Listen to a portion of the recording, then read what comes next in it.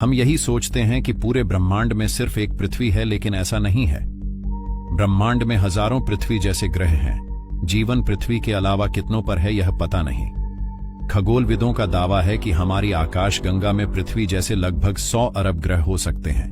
इस तरह ब्रह्मांड में मौजूद 500 अरब से ज्यादा आकाशगंगाओं से गुणा की जाए तो हमारे ब्रह्मांड में लगभग यह संख्या सेक्सटिलियन बताई जाती रही है। हमारा सबसे नजदीकी संभावित रहने योग्य ग्रह ताऊ सेटी ई कोर है। ताऊ सेटी ई कोर पृथ्वी से 11.9 प्रकाश वर्ष दूर है। अब तक के सबसे तेज स्पेसक्राफ्ट से भी वहां पहुंचने में करीब 51,000 साल लग जाएंगे।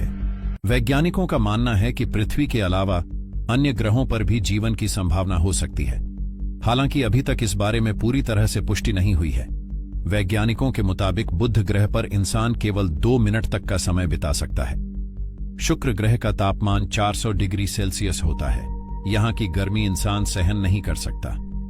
मंगल ग्रह पर इंसान 3 मिनट के लिए जिंदा रह सकता है। बृहस्पति ग्रह पर कई तरह की गैस है। यहां 1 सेकंड से ज्यादा इंसान नहीं रह सकता। शनि ग्रह की बात करें तो यहां जीवन संभव नहीं है। नेपच्यून सौर मंडल का सबसे आखिरी ग्रह और काफी ठंडा है। इसके अलावा इस ग्रह पर भी काफी गैस है, जिसकी वजह से यहां इंसान कुछ सेकंड से ज्यादा नहीं रुक सकता है। नासा के मुताबिक मंगल ग्रह के केंद्र में मौजूद भूकंपीय तरंगों की वजह से इंसान वहां नहीं रह सकता।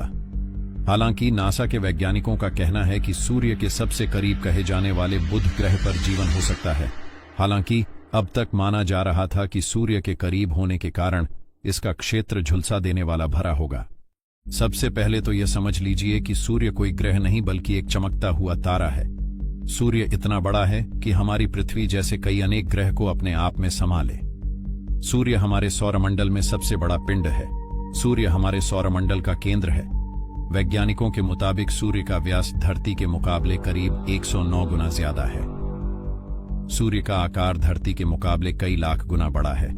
आसान शब्दों में समझे तो सूर्य में एक साथ 13 लाख से ज्यादा पृथ्वी समा सकती है। धरती से सूर्य की दूरी चांद के मुकाबले 4 गुना ज्यादा दूर है। सूर्य का तापमान इतना ज्यादा है कि धरती से भेजी जाने वाले कोई भी चीज सूर्य से लाखों किलोमीटर पहले ही पिघल जाएगी। अगर धरती उसके संपर्क में आई तो ये भी खत्म हो जाएगी। अंतरिक्ष की दुनिया अब भी लोगों के लिए पहेली है। वहां बने इंटरनेशनल स्पेस स्टेशन यानी ISS पर हर वक्त कुछ एस्ट्रोनॉट्स रहते हैं। वहां लगातार रहने के लिए ज्यादातर वह पैकेज्ड फूड पर निर्भर रहते हैं। हालांकि अब वे ISS पर सब्जियां भी उगाने लगे हैं। क्या आपको पता है कि अंतरिक्ष में सबसे पहले कौन सी सब्जी उगाई गई थी? अगर नहीं तो आपको बता देते हैं कि स्पेस में सबसे पहले आलू उगाया गया था।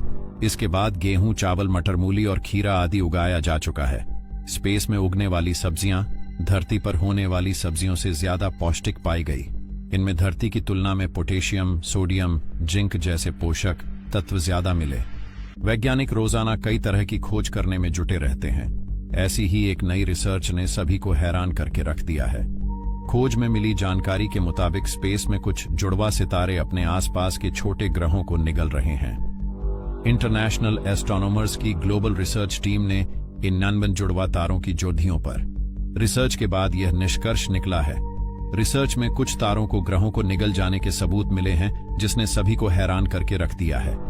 वैज्ञानिकों को लगा था कि इन जुड़वा तारों की संरचना एक जैसी होगी, लेकिन करीब 8% तारों की संरचना सबसे अलग थी। वैज्ञानिकों ने कई तारों पर रिसर्च की जो एक ही दिशा में मूव कर रहे हैं। साथ ही इनमें से कुछ के अंदर आयरन निकेल बहुत अधिक मात्रा में पाया गया। 7 करोड़ साल पहले दिन काफी छोटे होते थे। उस समय 23.5 घंटे का ही दिन होता था। साल 1800 से लेकर अब तक धरती का तापमान 1.14 डिग्री सेल्सियस बढ़ा।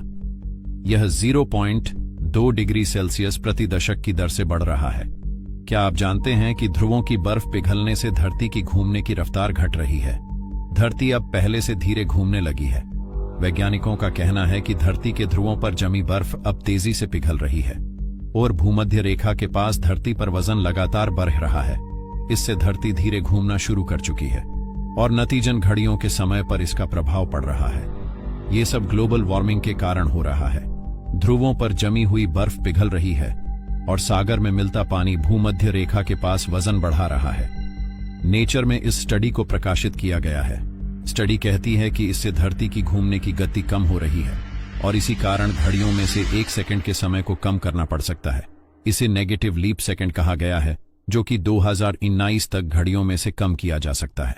हमारा ग्रह बीते 6 साल के सबसे पावरफुल सोलर तूफान की चपेट में आ गया। इससे पृथ्वी के मैग्नेटिक फील्ड में बड़ा डिस्टर्बेंस पैदा हुआ। NOAA के स्पेस वेदर प्रिडिक्शन सेंटर ने अनुमान लगाया है कि पृथ्वी पर एक भूचुंबकीय तूफान आया है। तूफान कमजोर लेकिन अभी भी एक्टिव है। वैज्ञानिकों का यह भी कहना है कि सोलर फ्लेयर के विस्फोट से पृथ्वी पर रेडियो ट्रांसमिशन बाधित हो सकता है। जब सूर्य की चुंबकीय ऊर्जा रिलीज होती है तो उससे निकलने वाली रोशनी और पार्टिकल्स से सौर फ्लेयर्स बनते हैं। हमारे सौर मंडल में ये फ्लेयर्स अब तक के सबसे शक्तिशाली विस्फोट हैं, जिनमें अरबों हाइड्रोजन बमों की तुलना में ऊर्जा रिलीज होती है। सौर हवाएं सूर्य से निकलकर हर दिशा में बहती हैं। ये सूर्य के मैग्नेटिक फील्ड को अंतरिक्ष तक ले जाने में सहायक होती है। ये हवाएं पृथ्वी पर चलने वाली हवाओं की तुलना में बहुत कम घनी होती हैं, लेकिन इनमें बहुत तेज रफ्तार होती है। सौर हवाएं 20 लाख किलोमीटर प्रति घंटे से भी ज्यादा की रफ्तार से बहती हैं।